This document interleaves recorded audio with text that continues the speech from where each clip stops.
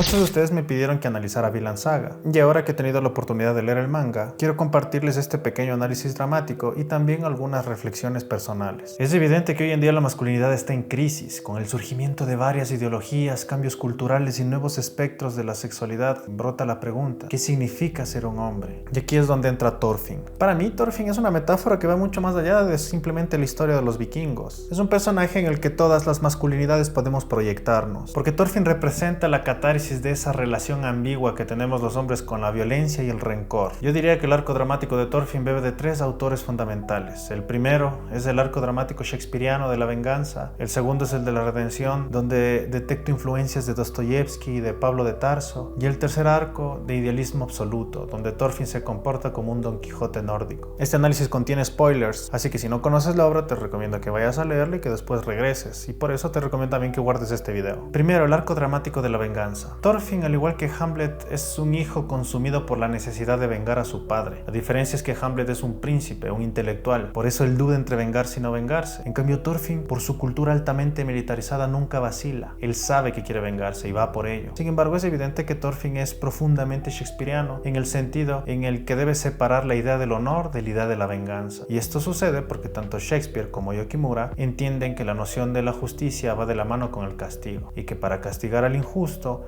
la sociedad necesita violencia. Y ese es precisamente el problema que siento que lo detectó Shakespeare. Cuando como sociedad permitimos que la violencia sea la única forma de validar nuestra identidad grupal y sobre todo nuestro sentido de la dignidad, estamos promoviendo jerarquías sociales a las cuales la única forma de escalar es sometiendo la voluntad del otro mediante la violencia. Esto es algo que también podemos apreciar en la cultura romana y en la cultura vikinga. Imperios que consiguieron gobernar mediante pura estrategia bélica. Y Hegel explica esto muy bien. Él dice que el motor de la historia es el miedo. Él señala que cuando dos conciencias se enfrentan, el miedo a ser dominado empuja a la violencia. Y ahí es cuando se genera la dinámica del amo y el esclavo, en donde según Hegel serán los esclavos quienes poco a poco transformen la cultura hasta que un día ocurra una revolución. Sin duda el cristianismo es un ejemplo perfecto del paradigma del cual habla Hegel. Solo basta dimensionar cómo los cristianos consiguieron derrotar a dos de las civilizaciones bélicas más importantes de todos los tiempos. Ellos vencieron tanto a los romanos como a los vikingos, aunque quizá la palabra correcta no sea vencieron. Quizá la palabra correcta sea que perdonaron. El segundo arco dramático de Thorfinn es el de la redención, y aquí sin duda Yukimura bebe de la filosofía de Dostoyevsky, de los hermanos Karamazov, de Raskolnikov, pero sobre todo de los endemoniados. Alguna vez les comenté que algo que no me gusta de Dostoyevsky es que todos sus antihéroes encuentran redención en la fe, lo cual, si les soy honesto, me sigue pareciendo propagandista. Sin embargo, Thorfinn, al igual que Guts o Musashi Miyamoto, no nos presentan la cristiandad o la fe como la solución para todos los problemas. En cambio, estos autores nos hacen sentir la redención. Pasamos miles de capítulos viendo a Thorfinn talar árboles, a Musashi cultivar arroz y a Guts practicar con su espada. Esa repetición nos permite experimentar su redención de manera tangible. La adrenalina de la violencia es sustituida por el hipnotismo del oficio,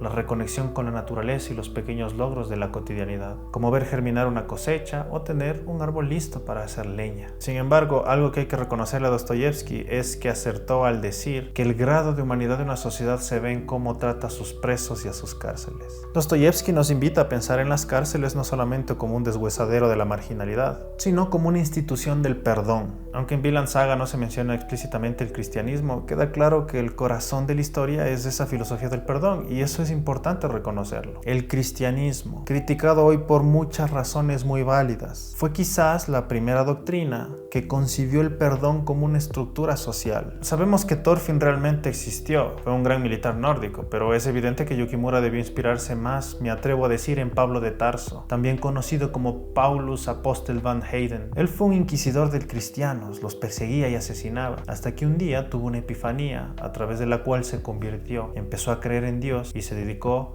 a predicar su palabra. A Pablo de Tarso siempre se lo representa con una espada en una mano y con una Biblia en la otra. Es un personaje muy interesante, tanto que Nietzsche y Dostoyevsky, así como Giorgio de Agamben, reflexionaron sobre su figura. La famosa frase de San Pablo, nadie se salva por sus obras sino por la gracia y el reconocimiento del propio pecado, sin duda es la filosofía que permea la historia de Thorfinn, así como la de Dostoyevsky. Tercer arco, la política, el camino del Quijote. Una vez Thorfinn redimido y liberado después de ser un esclavo, regresa a su hogar con un nuevo nuevo ideal. Y para mí aquí es cuando él se convierte en un Quijote. Thorfinn se vuelve excesivamente idealista y sinceramente para mí este es uno de los puntos más débiles de la historia. A veces siento que Yukimura, con el fin de representar esa naturaleza excesivamente idealista, se toma licencias demasiado evidentes en las cuales parece que casi como por arte de magia, Thorfinn siempre logra salir con vida sin recurrir a la violencia. Esto es algo que por ejemplo Cervantes resuelve mucho mejor, pues sabemos que el Quijote es idealista pero también fracasa todo el tiempo. En cambio yo siento que Thorfinn esquiva demasiado bien los golpes como para ser creíble. Sin embargo, así como un buen Quijote, Thorfinn fracasa, y fracasa en múltiples ocasiones. Fracasa cuando intenta convivir con los nuevos pueblos en Vinland, comprende que no puede luchar contra un instinto tan natural como lo es el miedo y la supervivencia. Aún así se mantiene coherente con su principio: la violencia debe ser la última de las soluciones. Pero aunque fracase, así como el Quijote fracaso tras fracaso descubre que el mundo ya no necesita caballeros, Thorfinn también comprende trágicamente que en un mundo de necesidades ilimitadas y recursos limitados, la violencia siempre terminará resurgiendo. La resignación final de Thorfinn es muy quijotesca, es aceptar que la violencia no puede desaparecer. La violencia en cierta forma permite la legítima defensa. La violencia sostiene los sistemas judiciales. El oficio de las armas en cierta forma es necesario. La diferencia, y este es el verdadero núcleo filosófico del personaje, es que Thorfinn comprende que la violencia es la última de las soluciones, es la última respuesta, la última alternativa.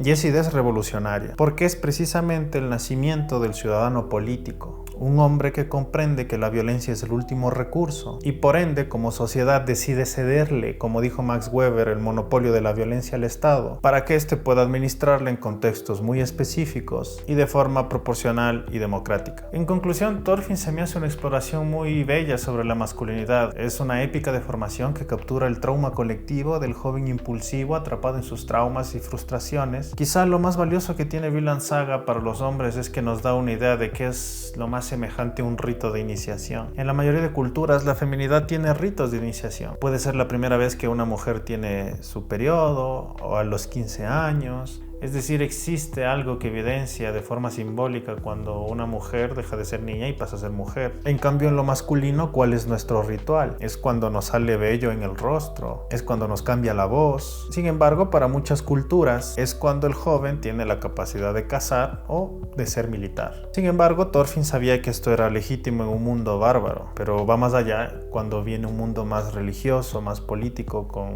mares abiertos y economía compleja. Thorfinn nos enseña que quizás solo cuando un hombre es capaz de perdonarse a sí mismo, su frustración se convierte en comprensión, su ira se convierte en trabajo y su confusión se convierte en propósito. Ese es el momento decisivo de la historia de Thorfinn y también en la historia de cualquier hombre con el cual se proyecta en la historia. Vemos la necesidad de convertir a este joven e impulsivo guerrero idealista, el cual alguna vez todos fuimos, y convertirlo en este ciudadano político, comprensivo y persuasivo.